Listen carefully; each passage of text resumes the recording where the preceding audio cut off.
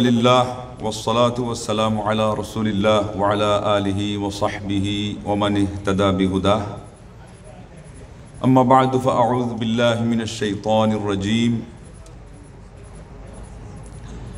لقد من الله على المؤمنين إذ بعث فيهم رسولا من أنفسهم يتلو عليهم آياته ويزكيهم ويعلمهم الكتاب والحكمة وإن كانوا من قبل لفي ضلال مبين আজকে এই মহতি মাহফিলে কোনো ভূমিকা ছাড়াই অতি সংক্ষেপে যেহেতু কিছু কথা বলতে হবে, তো সেই জন্যে আমি যে আয়াতে কারিমা তিলাওয়াত করেছি তারই আলোকে আপনাদের সামনে মহান রব্বুল আলামিনের তৌফিক শামিলে হাল হলে দু চারটি কথা বলেই আমার বক্তব্য শেষ করব। ওমা তৌফিকি ইল্লা বিল্লাহ আলাইহি তাওয়াক্কালতু ওয়া ইলাইহি উনীব।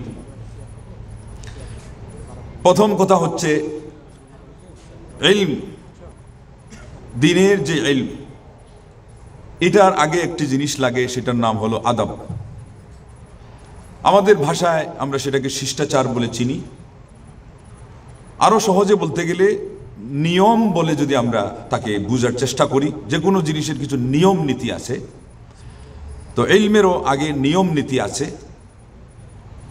এবং সেটা অত্যন্ত জরুরি যে সালাফে সালেহিনরা এটাকে তারা প্রায়োরিটিতে শীর্ষে রাখতেন, মানে ইলমের আগে সেটা তারা আয়ত্ত করার জন্যে নিজেদের জন্য বরাদ্দ রাখতেন, সেই চেষ্টায় থাকতেন, তাদের শিষ্যদেরকে তারা সেই উপদেশ দিতেন। আমি ওই সাহিত্যের যে আদব সের দিকে আজকে যদি নাও যাই, সুলুকের আদব আছে ব্যবহার এর দিক থেকে, সেটা যদি আমি একটু আপনাদেরকে দৃষ্টি আকর্ষণ করতে যাই, তাহলে সহজে বলতে পারি যে ইমাম বুখারী রাহিমাহুল্লাহর, বুখারী নিয়ে আমরা যে গবেষণা করি, আমরা যে পড়ি, অতি আগ্রহের কারণে অনেক সময় আমরা সেটা পড়ানো শুরু করে দিই। কিন্তু এই বিষয় যদি লক্ষ্য করতে হয় তাহলে আল আদাবুল মুফরাদ আগে পড়তে হবে, আগে পড়াইতে হবে। কিতাবুজ জুহুদ ইমাম আহমদ বিন হাম্বল, ইমাম আব্দুল্লাহ ইবনে মুবারক রাহিমাহুমাল্লাহ, এটা আগে আয়ত্ত করতে হবে। এটার কারণে এখন সাথে এসে গেল তাজকিয়া। একজন মানুষকে শুদ্ধিচারী হতে হবে এর আগে, সব কিছুর আগে।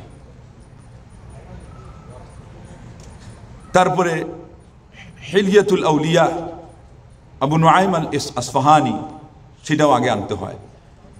হিলিয়াতু তালিবুল ইলম, এই যুগে শেখ বকর আব্দুল্লাহ আবু যায়েদ রাহিমাহুল্লাহ লিখেছিলেন। আগ্রহের আতিশয্যে শেখ মোহাম্মদ বিন সালেহ আল উসাইমিন রাহিমাহুল্লাহ নিজেকে ধরে রাখতে পারলেন না, বললেন যে না, আমি এটার ব্যাখ্যা করব। তিনি ব্যাখ্যাও করলেন, ভূমিকাও দিলেন, বললেন যে এর ভাষা এবং আল্লাহ পাক ওনাকে এমন যোগ্যতা দিয়েছিলেন, অনর্গল উনি বলে যাচ্ছেন, অতি সহজেই উনি বলে যাচ্ছেন, সাবলীলভাবে বলে যাচ্ছেন, কিন্তু সেখানে উনি বলছেন যে আগের যুগের সাহিত্যিকদের ভাষা ওনার মধ্যে আল্লাহ রাব্বুল আলামিন দান করেছিলেন। এবং তাহলে সাহিত্যের আদব যেটা, সেটাও তার মধ্যে ছিল, এবং সুলুকের আদব যেটা ব্যবহার বিধি, সেটাও আমাদের আগের যুগের এখনকার যুগের বড় বড় আলিমদের মধ্যে ছিল। তো আমাদের মধ্যে সেটা থাকতে হবে। সেই জন্যেই আমি দৃষ্টি আকর্ষণ করব যে আমাদের সুন্দর কথা বলার, সুন্দর চিন্তা করার, সুন্দর ব্যবহার করার এই সমন্বিত বিষয়গুলো আমরা যখন আয়ত্ত করব এবং বিনয় নিয়ে আসব, বড়কে শ্রদ্ধা করা, ছোটকে স্নেহ করা, মানুষ মাত্রই তাকে সমীহ করা, এমনকি আল্লাহ রাব্বুল আলামিনের সৃষ্টিকুল মাত্রই তাদের যে একটা অধিকার আমার উপরে আছে বলে জানা, মানা, মনের ভিতরে স্থান দেওয়া, এগুলোকে আমরা যদি সুকুমার বৃত্তি বলি তাও চলবে, নাও বলেন তাও চলবে, কিন্তু আপনার আমার মধ্যে এই ধরনের একটা অনুভূতি জাগরিত করলে আপনি নিজেকে উন্নত মানুষ হিসাবে কিন্তু পরিণত করতেও পারবেন, এবং আপনার মন সব সময় ভালো থাকবে এবং আপনি ভালো কিছু অর্জনও করতে পারবেন। এটা শুধু ফার্সিতে বলা হয় না যে বেআদব বেনসিব বা আদব বা নসিব, এটা আরবিতেও গবেষণা করলে পাবেন যে আরবিয়ান শেখ ইমাম ইবনুল কাইয়িম রাহিমাহুল্লাহ বলে দিয়েছেন যে যার মধ্যে যত আদব থাকে তার মধ্যে আল্লাহর নিয়ামতের পরিমাণ তত বেশি আল্লাহ রেখে দেন। আদব এর পরিমাণ যখনই কমে যায়, আল্লাহ রাব্বুল আলামিনের পক্ষ থেকে নিয়ামত তার জন্যে কমে আসে। আর নিয়ামতের মধ্যে সবচেয়ে বড় নিয়ামত যদি আপনাকে বলি তো ইলম। এটার কারণ হলো আল্লাহর নবী সাল্লাল্লাহু আলাইহি ওয়াসাল্লামকে আল্লাহ পাক একটাই জিনিস বেশি চাইতে বলেছেন, সেটার নাম হলো ইলম। বলেছেন অকুল, হে নবী বলো, রব্বি জিদনি ইলমা, হে আমার রব আমার ইলম বাড়িয়ে দেন। তবে আজকের যুগে কিন্তু এটা চর্চা খুবই কম হচ্ছে। আর যারা চর্চা করছে তারা এটার মধ্যে অতিরঞ্জনের মাধ্যমে অতি ভক্তি সংযুক্ত করে সেখানে পূজা দেওয়ার মতো একটা পরিস্থিতি নিয়ে যাওয়ার কারণে সমস্যা সৃষ্টি হয়েছে। কিন্তু অন্যরা আবার এটা চর্চা না করার কারণে এখন আর কাকে যে কি বলবে না বলবে, কার সাথে কি আচরণ করা হবে না হবে, ইলম শিখতে গেলে কি নিয়ম আছে, কোন বিষয়টা আগে পড়তে হবে, কোনটা আগে আয়ত্ত করতে হবে, আর কোনো দিশামিশা নেই। এবং এই ক্ষেত্রে আমাদের এই যে দাওয়াতি অঙ্গনে যে অভ্যুত্থান, যে উন্নতি, যেটা আমাদেরকে আশার আলো জাগায়, আশার আলো দেয়, আমাদেরকে আনন্দ দেয়, সেই জায়গায় দুঃখের একটা খবর হলো যে আমাদের মধ্যেই এই বিষয় ইদানিং খুব মারাত্মক পর্যায়ের গ্লানি, মারাত্মক পর্যায়ের ত্রুটি বিচ্যুতি এগুলো ফুটে উঠছে। আর কিছু বা আমাদের আচরণে ফুটে উঠে নাই, কিন্তু ভিতরে এগুলো জ্বলছে দাউ দাউ করে। তো এই মানুষ কেমনে বড় হবে? এ আল্লাহর নিয়ামত কিভাবে পাবে? এ ইলম কেমনে পাবে? পেলেও কিছু মুখস্থ বিদ্যা হবে, পুঁথির বিদ্যা যাকে বলা হয়। ইলম থেকে উপকৃত যদি না হওয়া যায়, ইলম থেকে যদি বরকত না পাওয়া যায়, তাহলে ওনারা পথভ্রষ্ট হচ্ছে অন্যভাবে। বলছে যে আজকে একজন জেলখানা থেকে ছাড়া পেয়েছে, তা আজকে নাকি বরকতের দিন, এই জন্য নাকি বৃষ্টি দিয়েছে। ওরা চলে গেছে আরেক বিপদে। ওরা কোথায় চলে গেছে? আরেক বিপদে। বরকতের কেন্দ্রবিন্দু মহান আল্লাহ তাবারাকাল্লাযী বিয়াদিহিল মুলক। আর আমরা বলছি যে না, বরকত যেহেতু আল্লাহ ছাড়া কোনো জায়গায় নাই, তো বরকত সরাসরি আল্লাহর কাছ থেকে আনতে হবে।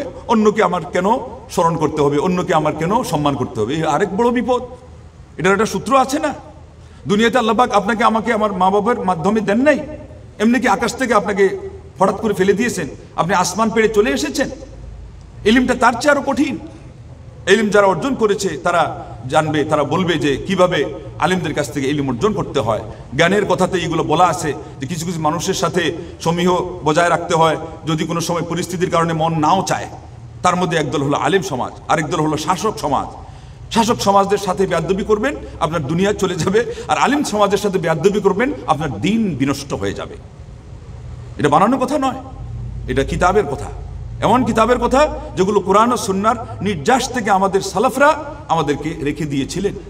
আমরা এখন ফার্সি থেকে নিতে হবে কেন? এই জন্য যে আমরা আমাদের নিজের ঘরেই অপরিচিত, আমার সম্পদ সম্পর্কে আমি অনবগত। সেই জন্যে এটা খুব ভালো করে স্মরণ রাখবেন। এবং এর ভিত্তি কি? আল্লাহ নবী সাল্লাল্লাহু আলাইহি ওয়াসাল্লাম বলছেন, মাল্লাম ইয়ারহাম সাগীরানা ওয়া লাম ইউক্কির কাবীরানা ওয়া লাম ইয়ারিফ লিআলিমিনা হাক্কাহু ফালাইসা মিন্না। যে ব্যক্তি আমার উম্মতের ছোটজনকে স্নেহ করলো না, বড়জনকে সম্মান করলো না, আমার দ্বীনের আলিমের অধিকার বুঝিয়ে দিল না, সে আমার উম্মতের অন্তর্ভুক্তই না। খালি ফতোয়া দিচ্ছেন আপনি, এটা করলে শিরিক হয়ে যাবে, এটা করলে কুফর হয়ে যাবে। আরে আল্লাহর নবী সাল্লাল্লাহু আলাইহি ওয়াসাল্লাম যেটা বলছেন ইমাম সুফিয়ান ইবনে উয়াইনার কথা অনুযায়ী, এখানে শিষ্টাচারে আপনি যদি উল্টাপাল্টা করেন তাহলে আপনি আল্লাহর নবীর উম্মত থেকে বের হয়ে যাচ্ছেন। তাইলে শিষ্টাচারের মর্যাদা ইসলামে আছে না নাই? আর আল্লাহর নবী সাল্লাল্লাহু আলাইহি ওয়াসাল্লাম সম্পর্কে আল্লাহ পাক বললেন তার তিনটা কর্মসূচির মধ্যে একটা হলো তিনি তার উম্মতের সামনে কোরআনের আয়াতগুলো পড়ে পড়ে শোনাবেন। এই জায়গাতেও শিষ্টাচার বহির্গত কাজ আমাদের সমাজে চলছে। কোরআন যদি আমি তাজবিদ সহকারে অন্তত তার মৌলিক যে বিষয়গুলো আয়ত্ত করে না পড়ি, শিষ্টাচার বহির্ভূত কাজ আপনি করলেন। আল্লাহর কালাম আপনি বখাটে মার্কা উচ্চারণ করার মাধ্যমে কালামকে কষ্ট দিলেন। শুধু কোরআন কি, হাদিসের মধ্যে যদি আপনি জেরের জায়গায় জবর জায়গায় পেশ আপনার খামখেয়ালির মাধ্যমে আপনি পড়েন, তো ইমাম আসমাই ওর কথা অনুযায়ী ফাকাত কাযাবা আলা মুহাম্মাদি সাল্লাল্লাহু আলাইহি ওয়াসাল্লাম, যে এই ব্যক্তি আল্লাহর নবীর উপর মিথ্যারোপ করলো। কেননা আল্লাহর নবী সাল্লাল্লাহু আলাইহি ওয়াসাল্লাম আরবি ভাষা কোনো প্রতিষ্ঠানে গিয়ে পড়েন নাই, কিন্তু ওনার আরবি ভাষা উচ্চারণে কোনোদিন জেরের জায়গায় পেশ হয় নাই, পেশের জায়গায় জবর হয় নাই। আমাদের অনেকেই আমি তো আসি, আমার ভাইরাল হওয়ার প্রবণতা তো আসেই, আমারটা তো লোক নিচ্ছেই, তাইলে আর দেখাশোনার কিচ্ছু নাই। হাদিস যেন তেন প্রকারেণ এলো মেলো করে পড়ে শেষ করছে, মানুষকে হাসাচ্ছে এবং অন্যদেরকেও হাসানোর খোরাক বানাচ্ছে। এদিকে নিজের তো বাজার হয়ে গেছে, আমার তো আর কোনো চিন্তা নেই। এটা কেমনে হলো? এই আদবের মধ্যে খেলাফ থাকার কারণে, আদবের মধ্যে ত্রুটি থাকার কারণে। এবং সেটার বসতে বসতে কোথায় গিয়ে বসতেছে? ইলমের ক্ষেত্রে, ফতোয়ার ক্ষেত্রে। একটু আগে শুনলাম একজন বলছে যে বাচ্চা জন্মের পরে আপনার যে মা বোনদের বাচ্চা জন্ম হবে, এরপরে আপনাকে 40 দিন এদেরকে সালাত থেকে বিরত থাকতেই হবে, একেবারে ফিক্সড করে দেওয়া হয়েছে। এটা কে বললো? এর আগে পাক হয়ে গেলেও নাকি সালাত পড়বে না। এগুলো কিসের কারণে? ইলমের আগে যে আদবের প্রয়োজন ছিল, আদবটা আয়ত্ত হয় নাই। এখন জানেন না নিয়ম যে ফতোয়া দেওয়া কিভাবে দেওয়া লাগে। এইভাবে কোনটা শিরিক, কোনটার কারণে একজন মানুষকে মুশরিক বলা হবে এটার মধ্যে পার্থক্য না করার কারণে ঢালাওভাবে যাকে তাকে মুশরিক বলে দিলাম, দিয়ে পুরা একেবারে দাওয়াতি অঙ্গনটাকে দিলাম ঘোলাটে করে। তো উদাহরণ দিতে গেলে অনেক উদাহরণই আছে। একটা হলো আমাদের আদবের সমস্যার কারণে গোলমাল হচ্ছে, নিয়ম আমরা শৃঙ্খলা বজায় রাখছি না, আর ইলম অর্জন করতে গেলে এটা হলো পূর্ব শর্ত, এটা ছাড়া কিন্তু হবে না। ইমাম ইবনে মুবারক রাহিমাহুল্লাহ বলছেন, নাহনু ইলা কালিলিন মিনাল আদাবি আহওয়াজু মিন কাসীরিন মিনাল ইলমি, আমরা অনেক বেশি ইলম অর্জন করার চেয়ে ন্যূনতম সামান্যতম আদব শিক্ষার প্রতি বেশি মুখাপেক্ষী। আর হাসান বসরির নাম তো শুনেছেন সবাই, তাই না? উনি বলেছেন, আদবের কোনো কথা শুনলে আমার এই পরিমাণ প্রস্তুতি আমার মধ্যে আছে, 1 মাসের সফর করে যদি সেখানে গিয়ে আদবের কথা কারো কাছে জমা আছে, হেফাজতে রাখা আছে, তার কাছে ছাড়া কারো কাছে পাওয়া যাচ্ছে না, আমি 1 মাসের সফর অতিক্রম করে গিয়ে সেখান থেকে শিষ্টাচারের আদবের কথাটা আমি অর্জন করার জন্য আগ্রহী। বলেন আল্লাহু আকবার। আমাদেরকে আদবের কথা যদি পুড়ে দেওয়া হয়, আদবের কথা যদি গুলে দেওয়া হয়, তারপরে এটা কি নাথিং, এটা কিছুই না, আমরা তো এখন শিখছি, আমরা এখন সারা দুনিয়াকে শিখাচ্ছি। কিন্তু বাবা কি যে শিখছেন, সবচেয়ে দামি জিনিসের জন্য যে সবচেয়ে নিয়ম ফলো করা আরো বেশি গুরুত্বপূর্ণ, এটাই আপনি খেয়াল করলেন না। আপনার শিকার মধ্যে কিন্তু কল্যাণ নাই, যে কোনো মুহূর্তে আপনি হুমকির সম্মুখীন হয়ে যাবেন, ক্ষতিগ্রস্ত হয়ে যাবেন, জাতিকে আপনি ক্ষতিগ্রস্ত বানিয়ে ফেলবেন, আপনি বুঝতেও পারবেন না। আজকে তাই হচ্ছে। আমার জানা নাই, আলিমরা বলেছেন, সাহাবারা বলেছেন, আমি জানি না, ওইটাই হলো অর্ধেক ইলমের অর্ধেক। এটা আরেকটা বড় আদব, এই আদবে আপনাকে অর্ধেক পার করে দিবে। জানি না, ব্যাস হয়। আজকে একটা প্রশ্নের উত্তর শুনলাম, কে প্রশ্ন করেছে দুরুদ বেশি পড়বো না তাসবিহ বেশি পড়বো, সে ওটা পেশ লাগাইছে। ওখানে প্রসঙ্গ ছিল ইস্তেগফার বেশি হবে না তাসবিহ বেশি হবে। প্রশ্নকারী একটা পেশ যখন লাগাইছে, উত্তরদাতা যদি ওই আদবটা থাকতো যে আমি জানি না, বলতো যে না এখানে কথার মধ্যে পেশ আছে, আজকে বলবো না, ওইটা বলতে লাগছে, দিয়ে আরো 2-3 পেশ লাগাইয়া উল্টাই দিছে। বলছে যে রহমতের দরকার হলে আপনি দুরুদ পড়বেন বেশি, আর ক্ষমার দরকার হলে আপনি তাসবিহ পড়বেন বেশি। ক্ষমার দরকার হলে ইস্তেগফার করার কথা ছিল, আর যদি পাপ কম থাকে তাহলে তাসবিহ। এটা আসছে বলতে হাসান বসরি থেকে, প্রসিদ্ধ হয়েছে শেখুল ইসলাম থেকে। খালি শুধুমাত্র একটা বর্ণনা এইভাবে পড়লে হবে না, ওটার গভীরে যাওয়ার চেষ্টা করতে হবে, অনুসন্ধিৎসু মনও থাকতে হবে। এবং এগুলো কখন হবে? যখন আপনার মধ্যে ইলম অর্জনের নিয়ম বেশি ফলো করা হবে, মহান আল্লাহ তার পক্ষ থেকে আপনার মধ্যে সেই প্রবণতা ঢেলে দিবেন এবং সেই যোগ্যতা বাড়িয়ে দিবেন, সেই মেধা আল্লাহ রাব্বুল আলামিন তার পক্ষ থেকে দান করবেন। বলেন আল্লাহু আকবার। এগুলো এমনি আসবে না তো। আর অনেক কথাই আমাদের সমাজে ইবনুল কাইয়িম আমরা বলে দিই, কিন্তু এটা আরো দূরে যাওয়া লাগবে। যেমন একটা কথা প্রসিদ্ধ হয়ে গেছে, সাল্লি সালাতান তালিকু বি মা'বুদিক ওয়া ইল্লা ফাবহাস আন মা'বুদিন ইয়ালিকু বি সালাতিক। এমন ভাবে নামাজ পড়ো তোমার মাবুদ যত বড় তার সাথে নামাজের খুশুখুজু মানায়, ধীরতা মানায়, স্থিরতা মানায়, কেরাত মানায়, তাসবিহ মানায়, দোয়া মানায়, মনোযোগিতা মানায়, অনুনয় মানায়, বিনয় মানায়, কান্নাকাটি মানায়। আর যদি ওইটা না পারো তাহলে এমন একজন মাহবুদ খুঁজো, আলাদা বের করো যে তোমার এই হজবরল সালাতের সাথে ওই মাহবুদকে মানায়। এটা কিন্তু আরো পেছন থেকে আসছে, ইমাম থেকে ইবনুল জাওজি থেকে। আল্লাহু আকবার। এইভাবে অনেক কথা আছে, এগুলোরও একটা ভিত্তি খোঁজা লাগবে। এবং এগুলো হলো আসারের বেশিরভাগ ঘটনা ঘটে গেছে যে আমরা চিনে গেছি আরেকজনের কাছ থেকে, ইমাম যাহাবী থেকে আমরা শুনেছি আল ইলমুল খাশিয়া, কিন্তু এটা দূরত্ব কথা বলছে, এটা ইবনে মাসউদ থেকে আসছে। আল্লাহু আকবার। প্রত্যেকটা মানুষের কিছু কথা নেওয়া হবে, কিছু ছাড়া হবে। এটা প্রসিদ্ধি লাভ করছে ইমাম মালিক থেকে, এটা শেকড়কে কোথায় পৌঁছে, এটা ইবনে আব্বাস পর্যন্ত পৌঁছে। আপনি সালাফি দাবি করছেন, সালাফদের ইলম অর্জন করার কৌতূহল থাকতে হবে। শুধুমাত্র নুসুসুল কিতাব ও সুন্নাহ হলে হবে না। এটা শিরোনামে, ইসলামী সাহিত্যের শিরোনামে নুসুসুল কিতাব ও সুন্নাহ, এরপরে আসার, এরপরে কিতাবের এইরকম ফিহরিস্ত আছে ইসলামী শিষ্টাচারের মধ্যে। তার মধ্যে একটা হলো আল ইকদুল ফরিদ ইবনু আব্দি রব্বিহ। এই বইটা বের করে দেখবেন যে সারা পৃথিবীর সেই ইলমের সেই ধনাগার, ইলমের সেই ভান্ডার সেখানে তিনি পুরে রেখে দিয়েছেন। এইভাবে আরো কত কিতাব, ডজন খানিক কিতাব, সেগুলো আগে পড়তে হবে। আর না হলে অন্তত সেখান থেকে কিছু আপনাকে বাছাই করে হেডলাইনগুলো নিতে হবে, নিয়ে ওই আদবের বিষয়টা রপ্ত করতে হবে, তারপরে আপনি ইলম অর্জন করতে যাবেন। এটা আমার কথা না, সালাফে সালেহীনদের মধ্যে নিয়ম ছিল 2 বছর তারা আগে বাচ্চাদেরকে বলতেন আদব আয়ত্ত করো, তারপরে ইলম শিখো। আর এটা তো সবার কাছে জানা। ইমাম মালিক রাহিমাহুল্লাহ তার ছেলেকে পাগড়ি পরাই দিয়ে বলতেন যাও, এবং এক কথায় আসছে ইলম এবং আদব শিখে আসো না। সূক্ষ্ম কথা কোনটা বলছেন, তাআল্লাম আল আদবা ক্বাবলা আল ইলমি, আগে তুমি আদব শিখে আসো, ইলম পরে শিখবা। ইমাম মালিক রাহিমাহুল্লাহর মা যেটা জানতেন, আজকে আমি বড় স্কলার হয়ে যদি সেটার তোয়াক্কাই না করি, তো আমার সমাজ কি যে হবে এটা সহজেই বুঝতে হবে। আর যদি এটাও না বুঝতে পারি, তাহলে যেটা জানলাম না তা তো জানলাম না, কোনটা যে জানলাম না আমি সেটাও জানলাম না। ইলমে তাওহীদ এটা একটা বিবেচনায় আসল জিনিসে যখন আসা হবে, এটা সবার আগে কিন্তু ইলমেরও যে সব কিছুর ইলমে তৌহিদের আগে আবার আরেকটা জিনিস আছে ইলম। আর ইলমের আগে আজকে কি শুনলেন? আদব। এগুলো প্রাইভেট ডায়েরিতে নোট করে রাখেন। এগুলোর বাস্তবতা যদি না পান তাহলে আমার সাথে যোগাযোগ করেন, আর যদি বাস্তবতা পান তাহলে এগুলো কিল মারে ধরে রাখেন, বলে এগুলো ছাড়া আর এক পা নাড়াবো না। হুজুগে বাঙ্গাল হয়ে আপনারা যা করেছেন করেছেন, আর যেন সর্বনাশ না করেন। ইলম শিকার নিয়ম আছে, আমল করার নিয়ম আছে, দাওয়াত দেওয়ার নিয়ম আরও সূক্ষ্ম আছে। কারণ দাওয়াত এটা হলো ওয়াজিফাতুল আম্বিয়া, আম্বিয়া এবং রসুল আলাইহিম আফদালুস সালাওয়াতি ওয়াত তাসলিম, তাদের মিশন হলো দাওয়াত। সেই দাওয়াতে যেতে গেলে আপনাকে আরো সুদূর প্রসারী সেই সাগর পরিক্রমা সেগুলো পাড়ি দিয়ে তারপরে সেখানে পৌঁছতে হবে। এই দিকে হিসাব করতে গেলে আগে আপনাকে মানুষের মতো মানুষ হওয়া লাগবে, তারপরে আদর্শ মুসলিম হওয়া লাগবে, তারপরে আদর্শ আহলুস সুন্নাহ বা সালাফি মুসলিম হওয়া লাগবে, এরপরে আপনি দাওয়াত দেবেন, পরে দাওয়াত দেওয়া লাগবে। এগুলো সিরিয়াল কত দিক থেকে আসতেছে সব খেয়াল রাখেন, একটা বাদ দিবেন হবে না, পেস লেগে যাবে। কোথাও আরেকটা এসে গেল, বলবো না কি আলেম কিভাবে হওয়া যায়। আলেমের সংজ্ঞা আমি দেখছি ফেসবুকে অনেক শেয়ার করা হয়েছে, অনেকে অনেক সংজ্ঞা দিয়েছেন, কেউ সহজ দিয়েছেন, কেউ কঠিন দিয়েছেন, কিন্তু আসল কথাটা এখনো আসে নাই। এটা শুনে রাখেন, ডায়েরিতে নোট করে রাখেন।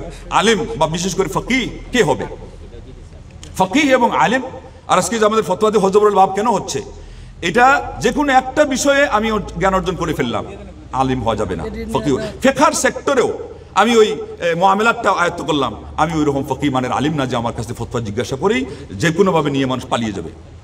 ফিকহার কিতাব একটা নেবেন, নেওয়ার পরে শিরোনামের শুরু থেকে দেখবেন আল জুআলা আর রাহান, তারপরে যখন ব্যবসা আসবে বাইল মুহাকালা মুজাবানা এগুলো আসবে, এগুলো যত হেডিং আসবে এই সবগুলো একজন আলেম এই জায়গায় বসে আছে কিতাব দেখবে না, অন্তত সংজ্ঞা এবং তার যেই পরিচিতি এগুলো বলতে পারবে, তাকে মোটামুটি বলা যাবে যে এই বিষয়ে উনি আলেম। তো এই ধরনের আলেম আজকাল পাওয়া যাবে না। ঠিক মুহাদ্দিস হতে গেলে হাদিসের ক্ষেত্রে কেউ তো বলছেন 1 লাখ কমপক্ষে লাগবে, ওইটা যদি নাও হয় তো হাদিসের মৌলিক সবগুলো পরিভাষা আয়ত্ত থাকা লাগবে। একটা আলোচনা আসছে, আমি ডিবেটে গেলাম অথবা আলোচনায় গেলাম, আমি ফুল ঝরানোর মতো কথা বলে চলে আসলাম, এটা আলিম তো হওয়া হলো না। এইভাবে দেখা যাচ্ছে বুখারীর শিক্ষক হয়েও কেউ ঝগড়া করতেছে, কেউ এগুলো নাই সাধারণ জ্ঞান নিয়েও ঝগড়া করতেছে। অনেক সময় সাধারণ জ্ঞানে যে জ্ঞানী তার কথার মধ্যে থেকে এমন কিছু পয়েন্ট আসতেছে যেটা বুখারীর 40 বছর যিনি পড়াচ্ছে তার পয়েন্ট থেকে আসতেছে না।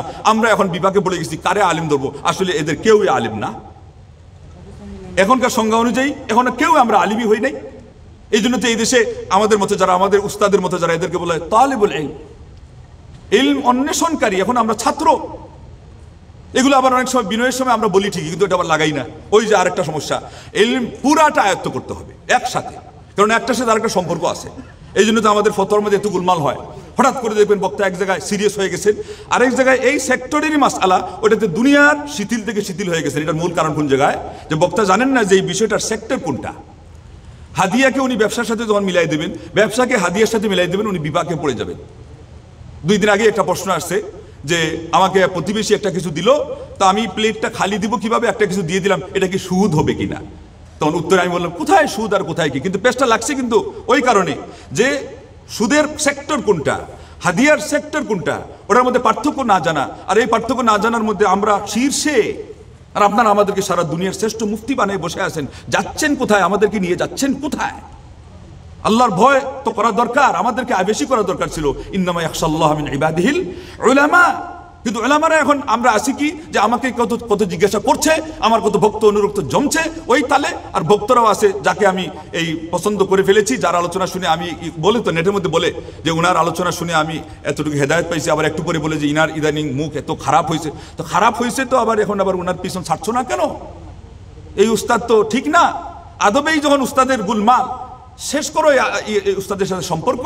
এত মারাত্মক কথা যে যেগুলো কথা মুখে নেওয়ার মতো না, তোমার মতো শিষ্য নিতে পারবে না। তোমার উস্তাদ যখন এগুলো কথা মুখে নেয়, সহজেই বুঝে যাও যে উস্তাদের আদবের মধ্যে গুলমাল, এর ইলমের মধ্যে বরকত নাই।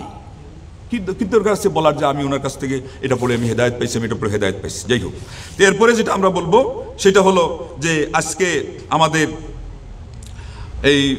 এই সমস্যার পাশাপাশি আরেকটা সমস্যা অত্যন্ত প্রকট হয়ে দেখা দিয়েছে।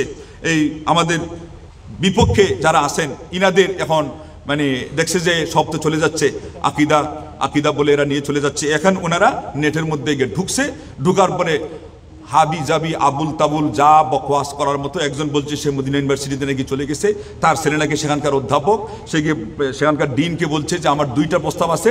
একটা প্রস্তাব হলো যে ওই মক্কায় যে তওয়াফ করা আর সাই করা সেখানে মহিলা এবং পুরুষদেরকে সেপারেট করা হোক। তো ও কেমনে পারমিশন পাইলো? ওর ছেলে কি কোনোদিন মদিনা ইউনিভার্সিটি ভর্তি হওয়ারই পারমিশন পাইছে কিনা? এ বলছে তার শরিয়ার ডিপার্টমেন্ট বলে ডিন হয়ে অধ্যাপক হয়ে বসে আছে। আরেকজন বলছে যে আমি শেখ সুদাইসকে দাওয়াত দিয়েছি, উনি বলছে তুমি কি 1 মিলিয়ন জমা করতে পারবা, তাইলে আমি দাওয়াত কবুল করবো। শেখ সুদাইসের জন্য 3 মিলিয়ন জমা করতে পারলেও তো পারমিশন পাওয়া যাচ্ছে না, 4 মিলিয়ন দিয়েও পাওয়া যাচ্ছে না। এ বলে যে 1 মিলিয়নের কারণে তারে বলে ওয়াদা দিয়ে দিছে। শেখ সুদাইসের সাথে দেখা করছে কিনা এটা আপনারা খোঁজ নিয়ে দেখেন। আরেকজন বলে প্রতি রমজানে আমি আসি হারামে, আমি আমার একটা চেয়ার আছে ইমামদের ওখানে কাছে। এগুলো আপনারা সহজেই বুঝতে পারেন যে কি পরিমাণ মিথ্যা কথা বলতেছে। ও বলতেছে আমার কাছে কাছে বসেন, আমার গায়ে গায়ে লাগে বসেন, ধমক টমক দিয়ে। বলে কেন? বলে আমার যখন 4th ক্লাসে আমি পড়ি তখন আল্লাহর নবী সাল্লাল্লাহু আলাইহি ওয়াসাল্লাম আমাকে হাতে ধরে তার কাছে নিয়ে বসায় তিনি আমাকে ওয়াজ শুনাইছেন। আচ্ছা, স্বপ্ন তোমার সত্য না মিথ্যা? আর তুমি এখন পর্যন্ত যে বেদাতের মধ্যে ডুবে আসো, তো বুঝাই যাচ্ছে যে এটা তোমাকে শয়তানে দেখছে, শয়তান দেখা দিছে, আল্লাহ নবী সাল্লাল্লাহু আলাইহি ওয়াসাল্লাম দেখা দেয় নাই। আর তুমি বলতেছো ওইটার কারণে এখন তুমি নবীর হয়ে গেছো ভক্ত, আর তোমার গায়ে ঘেঁষে বসতে পারলেই এরা হয়ে যাবে তোমার অনুরক্ত। তো তোমার অনুরক্ত হবে আর তোমাদেরই ভক্ত হওয়া হবে। আল্লাহ রাসূল সাল্লাল্লাহু আলাইহি ওয়াসাল্লামের দ্বীন তো এইভাবে শিখা হবে না। কিন্তু আমাদের থেকে মানুষ দূরে সরে যেতে পারবে এই কারণেই যে আমরা যদি আমাদের নিয়মগুলো আবার কি না করি, আমাদের নিয়মগুলো আমরা ফলো না করি, তাইলে কিন্তু বড় সমস্যা ভাই। এই জন্যে আমাদেরকে খুব সাবধান হতে হবে এবং ইলম অর্জন করার জন্যে ভালো ভালো আলিমদের কাছ থেকে যেমন জ্ঞান অর্জন করতে হবে। সাহিত্যের দু একটা উদাহরণ আমি দিয়ে দিই। সাহিত্য কেন বলা হলো? সাহিত্যও জানতে হবে। সাহিত্য না জানার কারণে, আরবিতে অভিজ্ঞতা না থাকার কারণে আমাদের ফতোয়া ভুল হয়, মারাত্মক ফতোয়া ভুল হয়। বড় একজন আলেম, কিছু নাম বললে আপনাদের একটু ধারণা হবে, সালেহ আর সুহাইমি, উনি মদিনার মুফতি এবং কড়া সালাফি আলেম। কিন্তু সাহিত্যের মধ্যে আমি ধরছি, এটা আপনারাও মিলাইতে পারবেন, সাহিত্যের মধ্যে একটু কম থাকার কারণে অথবা ওইদিকে মনোযোগ না থাকার কারণে ঝটপট করে ফতোয়া দিয়ে দিয়েছে, ভুল হয়ে গেছে। একজন এসে বলছে আল্লামাতিনিল হায়া, আমাকে আমার জীবন শিক্ষা দিয়েছে। এই কথাটা কি? সাথে সাথে উনি বলে দিয়েছেন শিরক। অথচ এটা শিরকের নাম গন্ধই নেই, এটা একটা পরিভাষা, আরবি ভাষার উদারতার মধ্যে এটা আছে। এবং বিন বাজ রাহিমাহুল্লাহ বলছেন যে এটা ইহতেমাল রাখে, এটা শিরকের কোনো কিছুই না। আমি কিন্তু বিন বাজ রাহিমাহুল্লাহর ফতোয়ার দিকে রুজু করছি, এরপরে আপনাদেরকে বলতেছি। কিন্তু এর আগে আল্লাহ পাক আমার কাছে উত্তর দিয়ে দিয়েছে। এটা কি কারণে? আমার ওইটা জানা আছে। ইমাম শাফি রাহিমাহুল্লাহ বলছেন কুল্লামা আদাবানি দাহরু আরানি নকসা আকলি ও কুল্লামা ইজদাতু ইলমান ইজদাতু ইলমান বিজাহলি। আমাকে যত বেশি যুগের পরিক্রমা, এটা কোরআনে তার মূল ভিত্তি আছে, ও তিলকাল আইয়ামু নুদাবিলুহা বাইনান নাস। বাংলাতে আমরা বলি যুগ পরিক্রমা, উর্দুভাষীরা বলে জামানে কে গর্দিশে।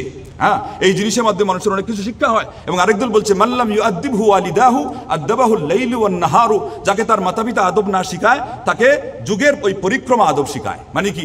জাতা খাইয়া, সেশন খাইয়া, মানুষের মায়ের খাইয়া অপমান অপদস্থ হইয়া এরপরে সুজা হয়ে যায়। তো এর কি দরকার ছিল?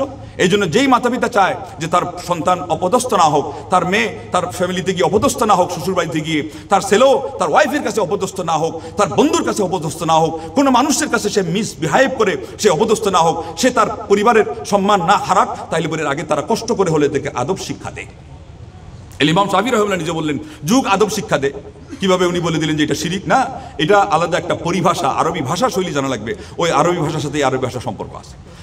আমাকে কিছুদিন আগে একটা কবিতা আমি পাঠিয়েছিলাম আরেকজনকে, ফাইয়া আইয়ুহাল রাজুনা মিনহু শাফাআতান সাল্লু আলাইহি ওয়া সাল্লিমু তাসলিমা।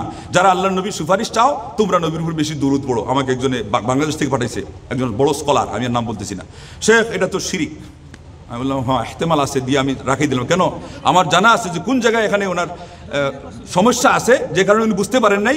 আমি এখন বললে এটা বোঝা হবে না। ওই যে আগের সিঁড়িতে গ্যাপ আছে, আমি কিছু বলি নাই। আমি সার্চ করা শুরু করছি, শেখ ফতোয়া কার পাইছি? শেখ রবি আল মাদখালি রাহিমাহুল্লাহ হাফিজাহুল্লাহ আল্লাহ। উনি বলছেন যেটা মুহতামাল, এটার মধ্যে শিরকের কোনো কিছু নাই। কেননা এটা হলো মিনহু, মানে চাচ্ছে আল্লাহর কাছ থেকে, কিন্তু আরবি ভাষার মধ্যে এটা আছে যে উনার সুপারিশ। মিনহু বললেই যে উনার পক্ষ থেকে, বললেই যে উনার সুপারিশ, এটা কোনো অপরিহার্য না। আরবি ভাষায় যেহেতু পাণ্ডিত্য আছে উনি বুঝতে পারছেন, কিন্তু আমাদের শেখ না বুঝতে পেরে আমাকে তিনি রিপ্লাই দিয়েছেন যে শেখ এটার মধ্যে শিরিকের আওয়াজ আছে। ওই যিনি এটা করছেন উনি এক জায়গায় দেখছি ওয়াজ করতেছেন, আরেকটা শুনতেছে, বলতেছে ওই যে আমাদের লোকজন অসুস্থ হলে উফ আফ বলে না, ও মারে ও বারে বলে না, উনি বলছেন এটা শিরিক। এটা শিরিক না, এটাকে বলে কালিমাতু আত-তাআফফুফ। আমরা যেমন উফ বলি, আল্লাহ কোরআনে বলছেন ফালা তাকুল্লাহুমা উফ।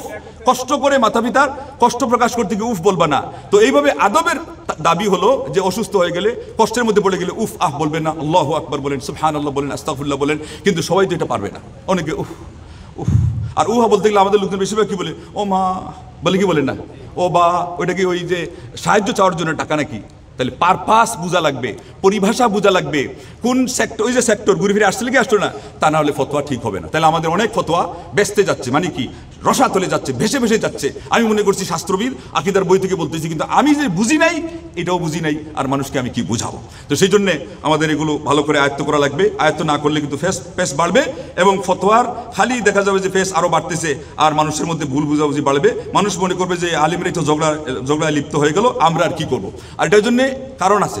ওই যে আদবের বই পড়ি না, ইমাম মোহাম্মদ আল আমিন শানকিতি, ওনার তাফসিরের বই আছে, এগুলো মনে রাখবেন। এই আলিমকে আমরা চিনি না, তার হক আমরা দেই নাই, যে উনি রাষ্ট্রীয়ভাবে পরিচিত ছিলেন না, কিন্তু ওনাকে চিনেছেন বিন বাজ রাহিমাহুল্লাহ, চিনেছেন ওনার উস্তাদ শেখ মোহাম্মদ ইব্রাহিম, চিনেছেন অন্যরা। বলছেন যে মিন রাসিহি ইলা আখমাসি কাদামাইহি মালিউন বিল ইলমি, তার মাথার উপর থেকে নিয়ে, মাথার খুব খুলসি থেকে নিয়ে তার পায়ের পাতা পর্যন্ত ইলম দ্বারা আপাদমস্তক ভরপুর করে একটা আলিমের নাম হলো মোহাম্মদ আমিন শানকিতি, বলেন রাহিমাহুল্লাহ।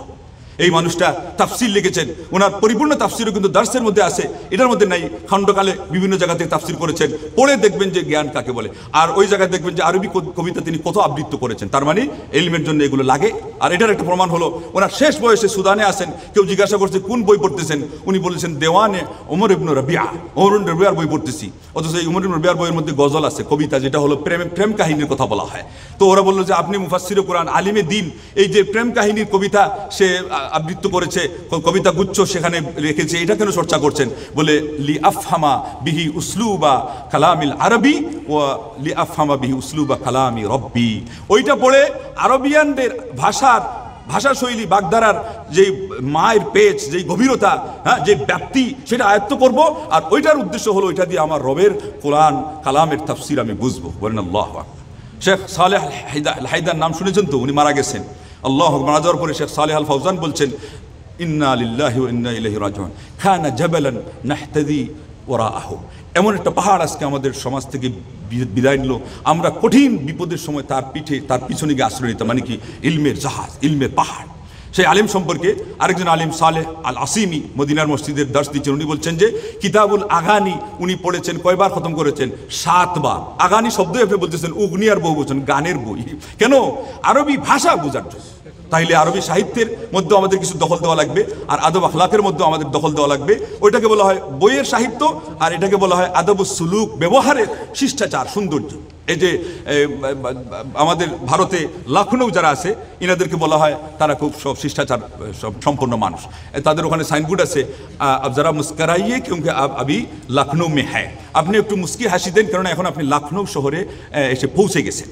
এবং আমি ওদের লোকজনকে জিজ্ঞাসা করলাম, ওরা বললো ওই ঠেলা গাড়িওয়ালা, রিক্সাওয়ালারাও যদি একজন আরেকজনের সাথে ঝগড়াও করে, তাও আদব সহকারে ঝগড়া করে। আপনি কেউ মুঝে লাগা দিয়া, আপনি কেউ আমাকে লাগিয়ে দিলেন কেন? আর আমরা বলবো কি, আমাকে লাগাই দিয়েছে কেন? তাহলে শিষ্টাচার যদি আপনি ভ্রষ্ট হন, শিষ্টাচার হারিয়ে ফেলেন, আপনার অনেক গ্যাপ হয়ে যাবে। আপনি একটা কথা দিয়ে আপনি রসাতলে চলে যাবেন, অ্যাক্সিডেন্ট ঘটাই দিবেন। আর শিষ্টাচার থাকার কারণে ওই ভাষার সৌন্দর্য আপনাকে অনেক জিনিস থেকে কি করবে, বিপদ থেকে রেহাই দিবে, এবং সুন্দর সুন্দর জিনিস আপনাকে উপহার দিবে। একজন বলছিলেন কুষ্টিয়াতে গিয়ে টাকা নাই, উনি 1 পয়সা দেওয়ারও দান করার তার সেই যোগ্যতা নাই। একজন ফকির এসে বলছে আমাকে কি 5টা টাকা দেবেন?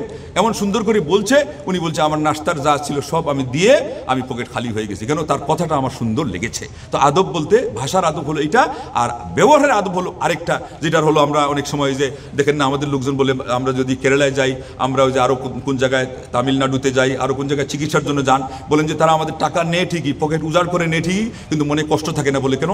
এত সুন্দর ব্যবহার দেখায় নেয় যে আমার মন সুখী হয়ে যায় এবং আমি স্যাক্রিফাইস হয়ে যাই। তো এই জন্যে এই আদবটা আজকে আমার দাবি থাকবে আমাদের মধ্যে, যারা আমরা দাওয়াতি অঙ্গনে কাজ করছি এবং আমরা হাঁটি হাঁটি পা করে ইলম শিকার কাজে আসি, আমাদের এইটার জন্য আমরা খুবই গুরুত্ব দেই, এটা আমরা আয়ত্ত করি। দেখবেন যে আপনি বিনয় শিখতে পারবেন। বিনয় শিখতে পারলে আপনার মনের ভিতরে কে আপনাকে সম্মান করলো না করলো ওইটার ক্ষোভও থাকবে না, এবং আপনার ব্যবহার দেখে অন্যরাও খুশি থাকবে। আমার সিগন্যাল এসে গেছে, আমি একটা কথা বলে শেষ করে দিব যে একজন আরাবিয়ান সাধারণ নাগরিকের মরণ চিন্তা, সাধারণ মানুষ মৃত্যুবরণ করার সময় কি করে আমাদের দেশে ওই পীরের বয়াত খুঁজে, পীরের হাতে গিয়ে বয়াত করবে। সৌদি আরবের একজন নাগরিক, ইলিম কালাম কিচ্ছু নেই, হঠাৎ করে একদিন বলছে যে আমি তো মারা যাবো, ইলিম তো কিছু শিখলাম না। আসরের নামাজের পর ইমাম সাহেবকে গিয়ে বললো, ইমাম সাহেব আমি তো কিছু শিখি নাই, আমাকে জীবনের একটা জিনিস শিক্ষা দেন, এটাই প্রথম এটাই শেষ, এটা নিয়ে আমি দুনিয়া থেকে বিদায় নিয়ে আল্লাহর সাথে সাক্ষাৎ করবো। ইমাম সাহেব বিপাকে পড়ে গেলেন। হঠাৎ করে মনে পড়লো যে কালিমাতানি খাফিফাতানি আলাল লিসান সাকিলাতান ফিল মিজান হাবিবাতান ইলার রহমান সুবহানাল্লাহি ওয়া বিহামদিহি সুবহানাল্লাহিল আযীম। দুটি বাক্য উচ্চারণে অতি সহজ, ওজনের পাল্লায় খুবই ভারী, আল্লাহর কাছে অত্যন্ত প্রিয় এবং মুহাব্বতের বাক্য দুটি হলো সুবহানাল্লাহি ওয়া বিহামদিহি সুবহানাল্লাহিল আযীম, মানে আল্লাহর প্রশংসা, আল্লাহর পবিত্রতা, আর আল্লাহ হলেন মহান আল্লাহর আমি আবার পবিত্রতা জপ করছি। এটা মুখস্থ করার পরে এখন হসপিটালে গেলেও ওইটা, রাস্তাতেও এটা, বাসাতেও সেটা, কর্মস্থলে গেলেও সেটা, যেখানে যায় সেখানে সেটা। এক পর্যায়ে বেচারা বেহুশ হয়ে গেছে, আইসিইউতে তাকে শুয়ে রাখা হয়েছে, এখন তো চোখ মুখ সব বন্ধ। হঠাৎ করে চোখ খুলতেছে, ডাক্তার মনে করছেন বোধহয় হুশ ফিরতেছে, তাইলে আপনজনকে ডাক দেই, তাদের কোনো কথা থাকলে বলবে। তো দেখা যায় যে কোনো কথা নাই, সে চোখ খোলার পরে বলছে ইয়া দুক্তুর, ওই হাদিসটা ইয়া দুক্তুর মানে ডক্টর শুনে রাখো কালিমা তানি বলে ওই যে কথাটা হাদিসের এটা শুনাই দিছে, আর এরপরে চোখ বুঝে দুনিয়া থেকে বিদায় নিয়ে চলে গেছে। ডাক্তার বললেন আমি দুঃখিত, আই এম সরি যে আপনাদেরকে ডাক দিয়ে আনি কথা বলাইতে পারলাম না, তবে আপনারা আমাকে বলুন এই মানুষের আমলটা কি ছিল যে শুধু আমাকে এটা বলে সে বলার জন্য তার হুশ আল্লাহ ফিরিয়ে দিলেন, আর এরপরে তাকে নিয়ে নিলেন। বললো যে ওই শিখছিলেন জীবনের শেষে এসে তার একটা স্বপ্ন ছিল যে একটা হাদিস শিখবে বা আয়াত শিখবে, আর ওইটা দিয়ে দাওয়াত দিয়ে দিয়ে দুনিয়া থেকে বিদায় নিবে। এরপরে এটা আয়ত্ত করার পরে মসজিদের ইমাম সাহেবের কাছ থেকে যেখানেই যায় সেখানে এটা, যেখানেই যায় সেখানে এটা। তখন আল্লাহ রাব্বুল আলামিন তাইলে ডাক্তার বললেন আল্লাহ তাকে এই জন্য কবুল করেছেন। আরবিদের জন্য প্রবাদ আছে, মান সাব্বা আলা শাইইন শাবা আলাইহি ওমান শাবা আলা শাইইন হারামা আলাইহি ওমান হারামা আলা শাইইন মাতা আলাইহি। জীবনকাল যেভাবে গড়বেন, যৌবনকাল যেভাবে গড়বেন, জীবন এইভাবে গঠিত হবে, এবং জীবন যেভাবে গঠন করবেন আল্লাহ পাক আপনার বার্ধক্য এর উপরে রাখবেন। বার্ধক্য যেভাবে আপনি চালাবেন ওইভাবে আল্লাহ আপনাকে মরণ দিবেন। আল্লাহু আকবার। যেদিন তুমি এসেছিলে ভবে একা, কেঁদেছিলে একা তুমি, হেসেছিল সবে, এমন জীবন তুমি করো হে গঠন, মরিতে হাসিবে তুমি, কাঁদিবে ভুবন। এগুলো কিন্তু শিষ্টাচারের মধ্যে আদব, আরবি আদব চর্চা করবেন। নিজের বাংলাতে অনেক আদবের কথা আছে, আমরা এগুলো ভুলে গেছি, চর্চা করতে কেউ রাজি না। উর্দুতে, আরবি এবং বাংলার মাঝখানে সবচেয়ে সমৃদ্ধ সাহিত্য উর্দু, অথচ আগে ফার্সি ছিল, এখন আমাদের এগুলো কেউ চর্চা করে না। এটা বিরাট বড় একটা গ্যাপ। ভাষা এটা জাতিকে বোঝায়, জাতির শিরোনাম। এক সময় সারা বিশ্বের মধ্যে সবচেয়ে বেশি মৌখিক ভাষা চলতো কোনটা? ফার্সিয়ান ভাষা। এই জন্য পারস্যদের রাজত্ব চলছে কেন জানেন? তাদের ভাষা সবার উপরে চলে গেছিল। এবং অথচ আরবিতে 300 বছর আগে সবচেয়ে বড় বই, বেশি বেশি বই লেখা হয়েছিল আরবি ভাষায়। আজকে আরবি ভাষা কোথায় জানেন? 6 নম্বরে। বাংলা ভাষা কোথায়? 7 নম্বরে। ইংলিশ কোথায়? নম্বর 1। চায়না ভাষা কোথায়? নম্বর 2। হিন্দি ভাষা কোথায়? নম্বর 3। স্প্যানিশ ভাষা কোথায়? নম্বর 4। আর 5 নম্বরে হলো আপনার ফার্সি ভাষা। এই জন্য পুরা জাতি আপনি সিরিয়াল করেন, একটা ভাষা যেটা একটা শিরোনাম, শিষ্টাচারের, সাহিত্য শিষ্টাচারের, পুরা জাতির নির্মিত হয়ে যাচ্ছে ভাষার আদবের কারণে। যদি চরিত্রগত আদব আমরা ঠিকমতো আনতে পারি, আমাদের স্থান থাকবে শীর্ষে, সারা পৃথিবীর ঊর্ধ্বে। যেহেতু আমাদের মধ্যে সর্বোচ্চ মানের শাস্ত্রীয় আদব আছে, আমাদের কাছে আসছে সেই শিষ্টাচারটার নাম হলো মহাগ্রন্থ আল কোরআন এবং নবী সাল্লাল্লাহু আলাইহি ওয়াসাল্লামের সুন্নাহ। কিন্তু এরপরে পরে সালাফে সালেহিনদের আথার, এটা মনে রাখতে পারবেন তো? সালাফে সালেহিনদের বুঝ, আমরা খালি বারবার বলি আলা ফাহমি সালাফি সালেহ। এটা শুধু একটি বিষয় না, আকীদাতেও লাগবে, ফিকহাতেও লাগবে, তাফসীরেও লাগবে, কেরাত, ইলমুল কেরাতের মধ্যেও লাগবে, তারপর এটা আমাদের শিষ্টাচারের মধ্যেও লাগবে, ব্যবহার বিধিতে লাগবে। আল্লাহ পাক আমাদেরকে কথাগুলো বুঝে অনুধাবন করে আমল করার তৌফিক দান করুন না, আমিন। ওয়া আখিরু দাওয়ানা আনিল হামদুলিল্লাহি রাব্বিল আলামিন। আসসালামু আলাইকুম ওয়া রাহমাতুল্লাহ।